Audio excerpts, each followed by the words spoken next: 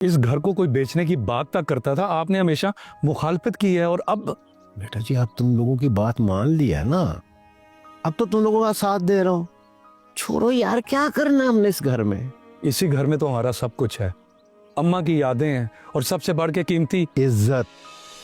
इज्जत से कीमती कोई चीज नहीं, और अब इस घर में हमारी इज्जत महफूज नहीं। अब्बा जी, वशमा मेरी बहन है, आप भी उसे अच्छी तरह जानते हैं। उसने कोई ऐसी बात नहीं की कि जिसकी वजह से हमारी इज्जत को खतरा हो। बेटा, मुझे वशमा या अहमद से नहीं, मेहरुनिसा से डर है। पहले भी मैं उसे एक मौका दे के पछता रहा हूं।